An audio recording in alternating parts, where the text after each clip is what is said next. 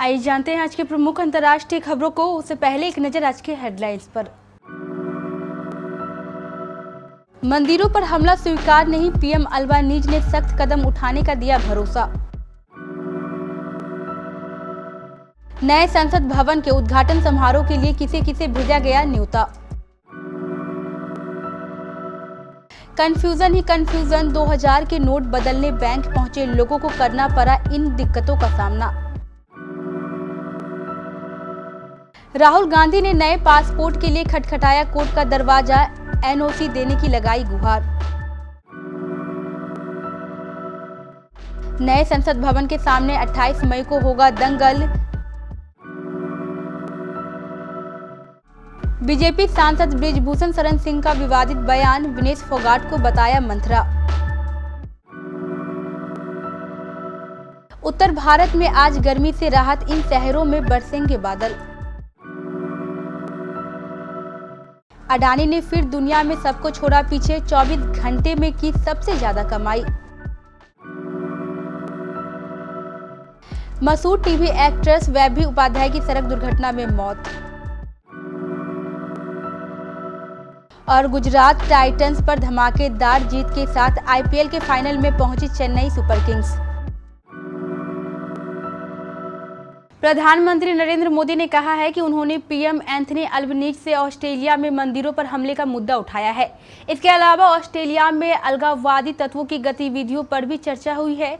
PM Modi ने कहा है कि भारत और ऑस्ट्रेलिया का सौहार्दपूर्ण रिश्तों को कोई भी तत्व हमें विचारों अथवा एक्शन से आघात पहुंचाए, ये हमें स्वीकार नहीं है। प्रधानमंत्री अल्बानीज ने इस संबंध में जो कदम उठाए हैं, इसके लिए मैं उन्हें धन्यवाद देता हूं। पीएम मोदी ने कहा है कि उन्होंने मुझे एक बार भी आश्वस्त किया है, वे ऐसे तत्वों के खिलाफ सख्त एक्शन लेते रहेंगे। 28 मई के दिन रविवार को भारतीय लोकतंत्र में एक नया इतिहास लिखा जाएगा। इस दिन देश को अपनी नया संसद भवन मिलेगा। इस संसद भवन का उद्घाटन प्रधानमंत्री नरेंद्र मोदी करेंगे। ये कार्यक्रम अभी से ही चर्चा का विषय बना हुआ है। कई सांसद और पार्टियां इस कार्यक्रम का बहिष्कार करने का ऐलान कर चुकी है, लेकिन इस लेख में हम आपको बताएंगे कि कार्यक्रम में शामिल होने के लिए किसे किसे इन्वाइट किया गया है। सूत्रों के अनुसार इस कार्यक्रम में शामिल होने के लिए लोकसभा और राज्यसभा के सभी पूर्व स्पीकरों व सभापतियों को निमंत्रण पत्र भेजा गया है। इसके साथ ही दोनों सदनों के सभी सदस्यों को बुलावा भेजा गया है। भारतीय रिजर्व बैंक आरबीआई ने पिछले हफ्ते 2000 रुपए के नोटों को वापस लेने का फैसला किया था। आरबीआई ने इन नोटों को जमा करने और बदलने के लिए 30 सितंबर तक की मोहलत दी है, लेकिन लोगों के लिए इन 2000 के नोटों को बदलवाना किसी टेढ़ी खीर से कम नहीं है। इन 2000 के नोटों को बदलवाने के लिए नोटों का एक्सचेंज भी शुरू हो चुका है। सभी बैंकों और रिजर्व बैंक की शाखाओं में इन्हें मंगलवार से बदला जा रहा है, लेकिन दिल्ली में कई इलाकों में 2000 रुपए के नोटों को बदलवाने से पहले दिन लोगों में अफरा तफरी देखी गई। ऐसे कई लोग हैं जो अभी भी इन नोटों को लेकर कंफ्यूज में हैं।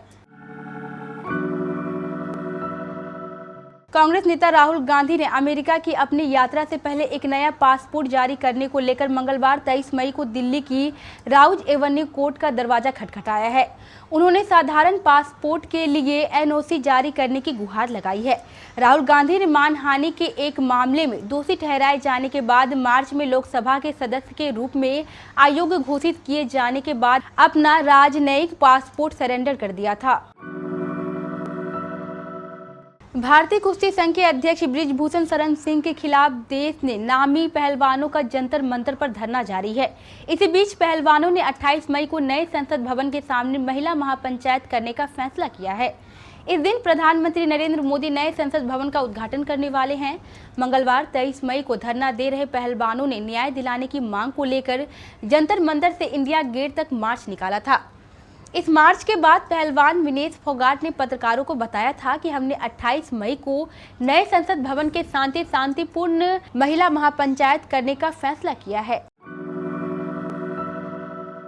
महिला पहलवानों के कथित यौन उत्पीड़न के आरोप का सामना कर रहे भारतीय कुश्ती महासंघ के पूर्व अध्यक्ष बृजभूषण शरण सिंह ने मंगलवार को एक विवादास्पद बयान में महिला पहलवानों के विरोध प्रदर्शन पर रामायण का संदर्भ देते हुए कहा है कि विनेश फोगाट उनके लिए मथुरा बनकर आई है। आगामी 5 जून को अयोध्या में आयोजित जनचेतना महारैली में भीड़ जुटाने के उद्देश्य से जिले में जनसंपर्क के दौरान मंगलवार को उन्होंने एक नुक्कड़ सभा को संबोधित करते हुए कहा है कि महिला पहलवान विनेश फोगाट आज वही काम कर रही है जो त्रेता युग में मथुरा ने किया था।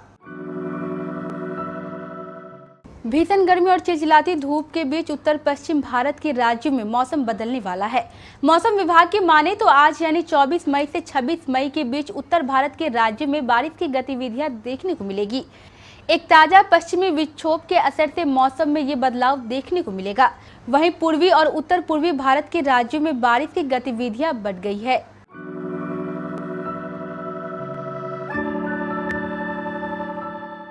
दुनिया के टॉप अरबपतियों की लिस्ट में कमाई करने के मामले में भारतीय उद्योगपति गौतम अडानी एक बार फिर से जोरदार वापसी करते हुए नजर आ रहे हैं।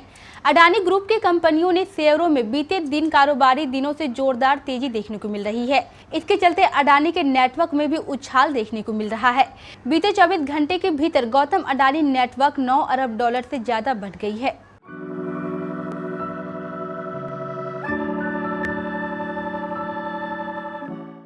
टीवी इंडस्ट्री से एक बहुत ही शॉकिंग और दुखद खबर सामने आ रही है।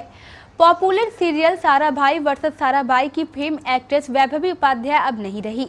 एक्ट्रेस की एक सड़क हादसे में मौत हो गई है। एक्ट्रेस के निधन की खबर सामने आते ही टीवी इंडस्ट्री में शोक की लहर है। सेलेब्स समेत फैंस को वैभवी उपाध्याय के अचानक निधन की खबर ने झकझोर कर रख दिया है। जानकारी के मुताबिक हिमाचल प्रदेश के कुल्लू में एक सड़क हादसे में एक्ट्रेस की मौत हुई है। बताया जा रहा है कि वैभवी उपाध्याय अपने मंगेतर संग कार में ट्रैवल कर रही थी।